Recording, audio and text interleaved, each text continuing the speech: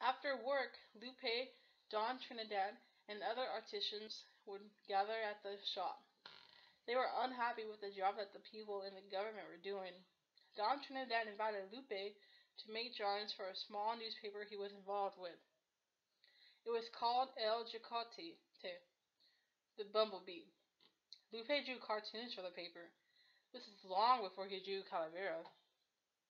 In one of his drawings, Lupe drew some local politicians climbing a pole and stepping over one another. By making the man look silly, he showed his greed and other bad traits.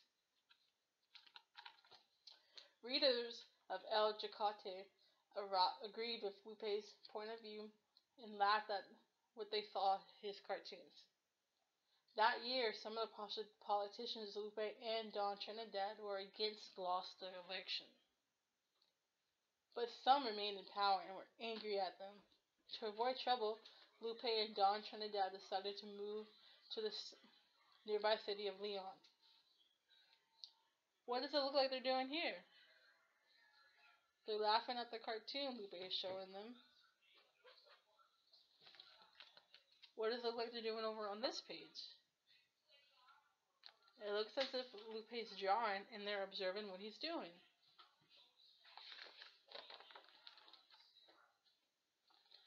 Lupe lived in Leon for many years. He opened his own print shop and everyone began to call him Don Lupe as a sign of respect. He married Maria de Jesus Sevilla and eventually they had a son. They named him Juan Sabino. In addition to his printing work, Don Lupe began to create illustrations for books and pamphlets. He also taught lithography at a local school. He became successful, well-known in the region. But in 1888, a terrible flood destroyed a large part of the city, including Don Lupe's shop. So what do you think's happened here? What is this? There's a horse and the water. His shop's underwater while they're at the top. And over here, they're holding their baby, Juan.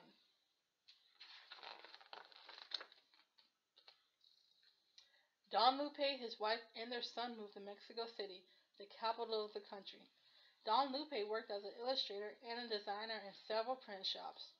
Eventually, he was able to open his own shop near the Zicalo,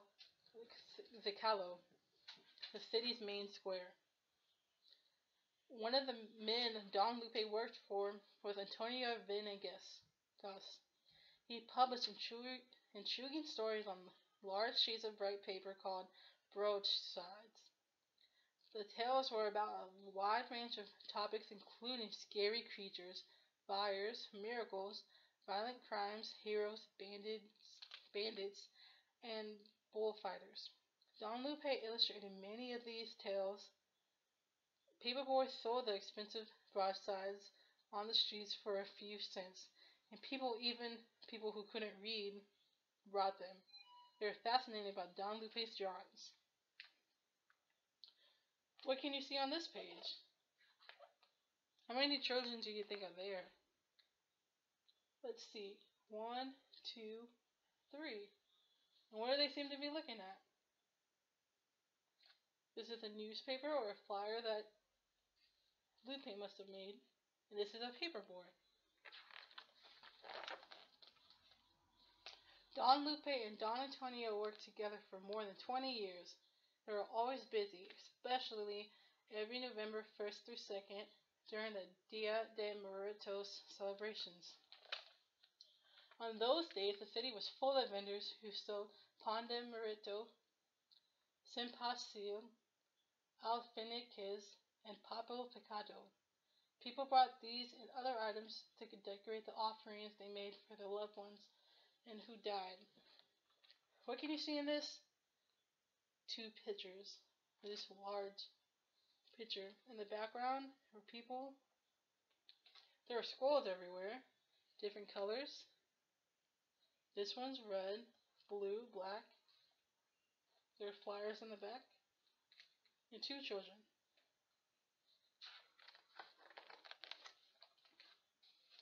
For the holiday, Don Tonatiuh and other editors published Literary Calavera. They were short rhyming poems that featured a skeleton and made jokes about him or her. People found the poems very funny and brought them on the street from paper boys. A man named Manuel Manila illustrated many of these poems for Don Antonio. Don Lupe also began to illustrate them, and soon he became a master at it. Calavera Love. It was a warm afternoon in the middle of May.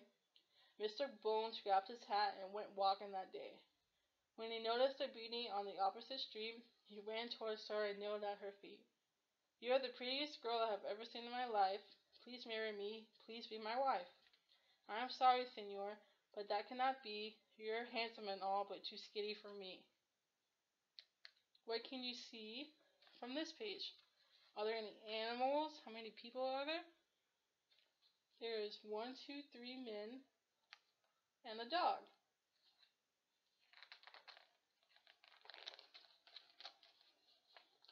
Don Lupe had a lot of work. He was busy all the time. He began using a printing technique that was quicker than lithography or engraving. It was called etching. Don Lupe made thousands of drawings over the years. Only 100 or so are Calavera, but they are now his most famous images. Whether he made an etching, a lithograph, or an engraving, he had to draw them in reverse, the opposite of the way he wanted them to finish what they looked like when they finished. Otherwise, when the image was transferred by ink to paper, it would be backwards.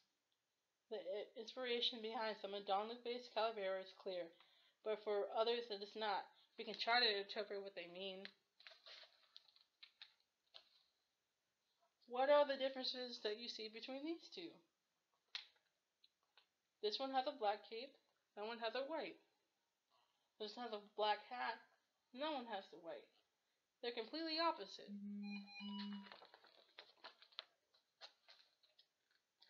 During El Dia de Muertos, Don Lupe surely watched people going to the cemetery. They weeded and repainted the gravestones of their loved ones. They brought food and told stories about them. Sometimes they hired musicians to play their loved ones' favorite songs. Don Lupe drew some skeletons dancing and partying. Was he saying that El Dia de Muertos is not only a celebration of death, but also a celebration of life? A day when the dead become alive. What can you see is going on in this flyer? It looks like some of them are dancing, some are drinking, eating, laughing. It looks as if they're having a party.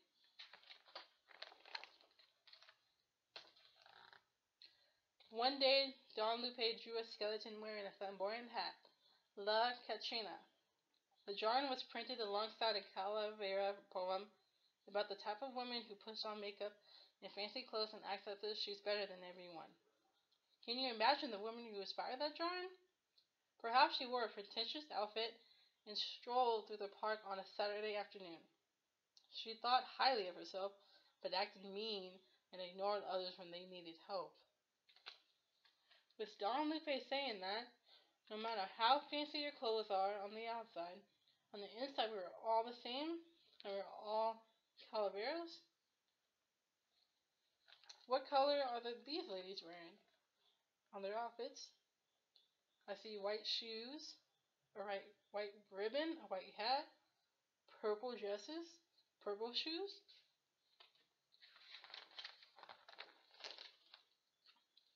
Don Lupe saw his country, and especially Mexico City, change dramatically during his lifetime.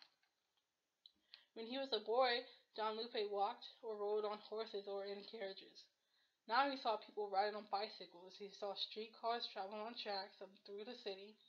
Everyone seemed to be going faster and faster. Don Lupe drew some wild skeletons racing and trembling one another. What was he saying? That we can try to go faster, but one day we will all reach the same finish line and become Calavera? Can you see what different types of transportation is happening in both of these pictures?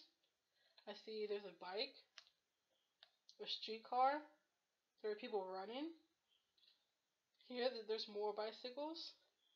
Looks like they're racing. In 1910, when Don Lupe was 58 years old, a terrible conflict began. Today, it is referred to as the Mexican Revolution. Thousands of farmers and workers throughout Mexico were angry because they worked very hard but could barely afford money for their families. The laborers grabbed rifles. They grabbed rifles, machetes, sticks, and other weapons that they could find to fight the government and the wealthy landlords. But the rebellious groups that formed in different parts of the country did not work. They began to fight not only the government but each other. Thousands of people lost their lives. Most of Don Lupe's cavaliers are festive and fun, but the ones he drew about the revolution was aggressive and frightening. Was Don Lupe saying that sometimes cavaliers are not a laughing matter? Don Lupe drew some of the leaders who were involved in the revolution, like Emilio Zapata and Francisco I Madero. His cavaleros were a way to criticize those men and express his own views. He would praise them if he agreed with their decisions and actions, but he would ridicule them if he disagreed with them. Just as he had poked fun at his hometown when he was a boy. Was Don Lupe saying that even powerful leaders one day become calaveras? Can you guess which one of these is Emilio and which one's Francisco? Well, this one looks like Emilio, and this one looks like Francisco.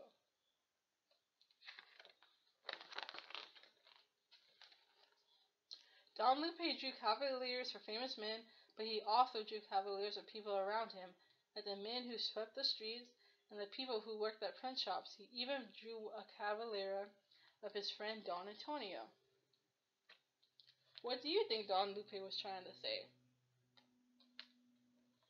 Well, perhaps he was trying to say that calaveras are all around us, that we are all calaveras no matter what our occupation is.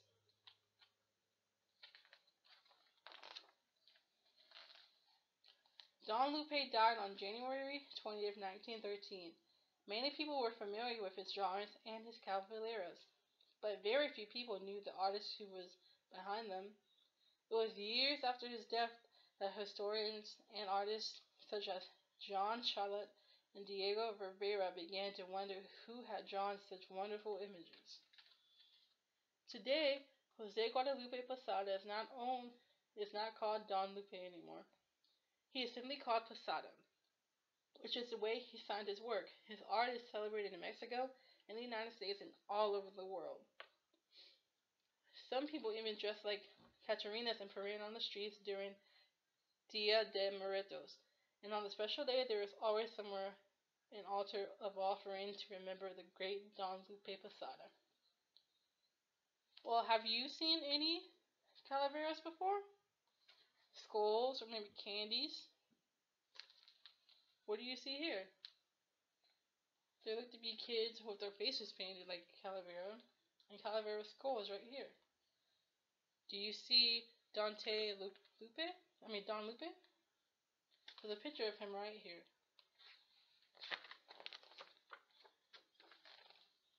What do you think Posada's calaveras would look like nowadays? Do you see any things that look familiar to you? There's a phone, a scooter, there's books, there's a drum set, and a guitar. What do you think they're doing over here? It looks like they could be dancing or moving around like they're silly. The end.